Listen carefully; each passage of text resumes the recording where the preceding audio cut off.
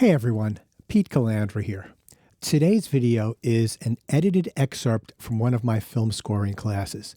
Now, typically what I do with these edited class videos I pop up is very brief intro and then right into the video. But I do want to talk about this one a little bit. And the reason for that is I'm discussing things in this video in ways that I don't typically do when I'm teaching my students. As some of you who may have seen some of my harmony videos may have experienced, is that I try to teach things in a way that is easily understood.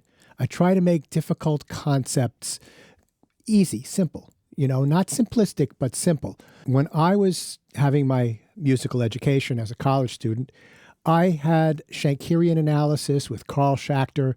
He's one of the brilliant Schenkerian analysts, is that the word, of our time. I had him for a year. I also had George Pearl as my 20th century theory teacher as an undergraduate. George was considered at that time, and maybe still is, one of the foremost authorities on the Second Viennese School of Music. So that would be the music of Alban Berg, Webern, and Schoenberg. And he wrote two widely acclaimed textbooks, Serial Atonality and 12-Tone Tonality, that I believe are still revered today. Both of these are highly intellectual approaches to looking at music, discussing music, analyzing music. While I am thankful to have gone through that, I found that the way that I achieved the most success as a composer, having scored 100 films and written somewhere between 40 and 50 theme songs for broadcast television, is when I don't think about that stuff. I try to put it away. Maybe I've internalized it so much that I can just use some of those concepts in my organizational skills as far as creating music goes. What's the issue here that we're going over today? Well, I find that most students, I'm teaching college students here, have issues writing melodies. They don't know how to construct a melody so that it is a cogent musical thought. And the best way to learn how to do that, if it's not something that you naturally have, because some people just know how to write melodies. That's an incredibly valuable skill.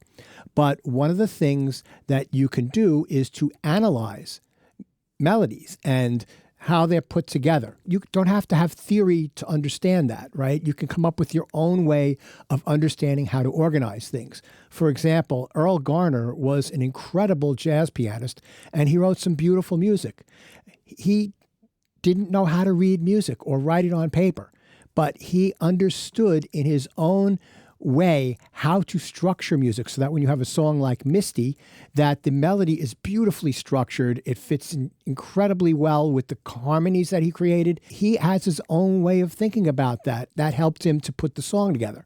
So you can have your own way of thinking about these things. You don't need theory. But what you do need is to be able to look and understand what it is you're looking at it in your own terms or in theoretical terms. In today's video, we're going to be taking a look at two excerpts from two very popular melodies by Bach, and we're going to be going through those and analyzing what makes them work, how they are logically put together, and what makes them so catchy. Before we get into that video, a little housekeeping. If you like this video, give a thumbs up. For more content, please subscribe, and to be notified, ring that bell. Please leave any comments down below. If you really like this video, you can help this channel out. There's a link in the description box for where you can buy me a cup of coffee. Anyway, I thank you so much for watching, and let's get right into it.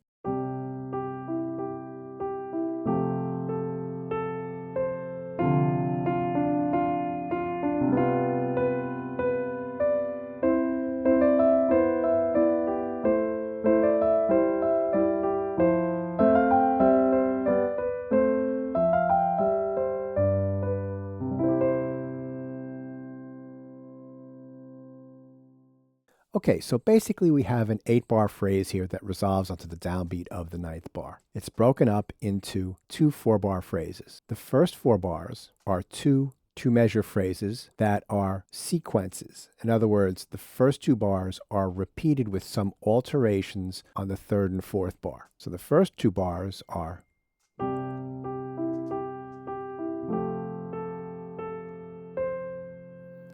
And we have this rhythm, bop, ba-da-da, ba-da-da. Quarter note, 2 eighth notes, quarter note, 2 eighth notes. Very recognizable, easy to grab onto. It's outlining the 5th and the 3rd of the C major triad. We're in the key of C. C is the tonic.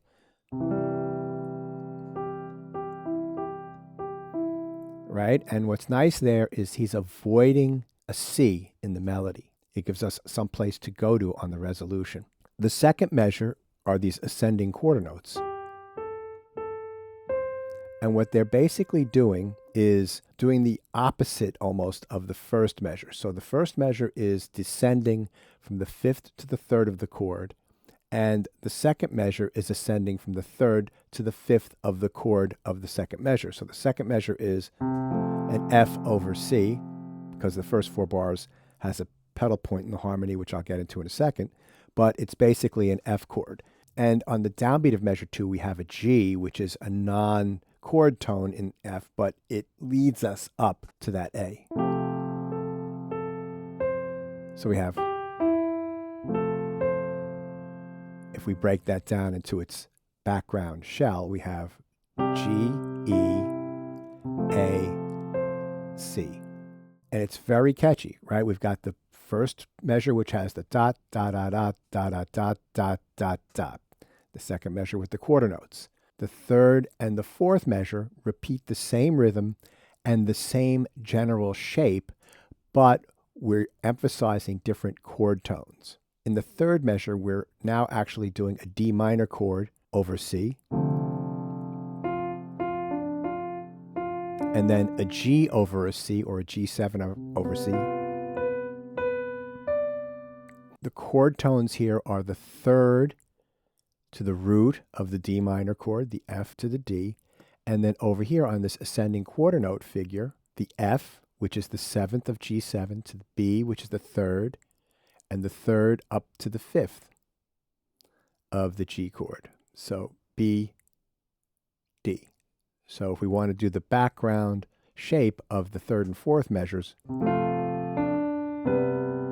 so if I were just going to play a skeleton, of the first 4 measures and just play half notes in the right hand, I would get something like this.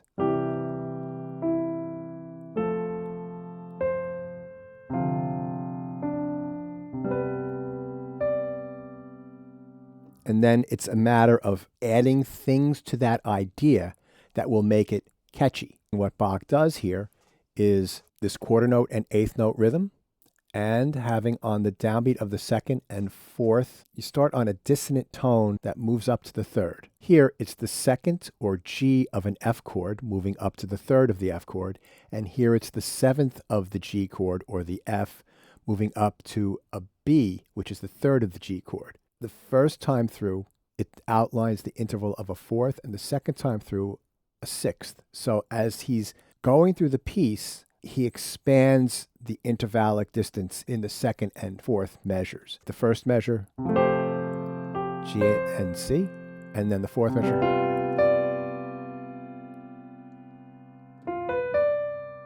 The next thing I want to talk about here is the chords. So it's got a pedal point in the left hand on a C, and you could play the chords like this.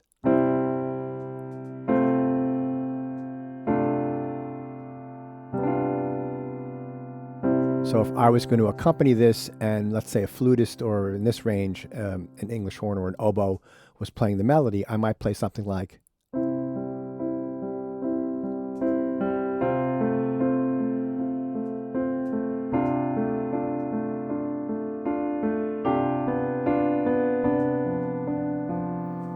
And basically C, F over C, D minor over C, and G7 over C.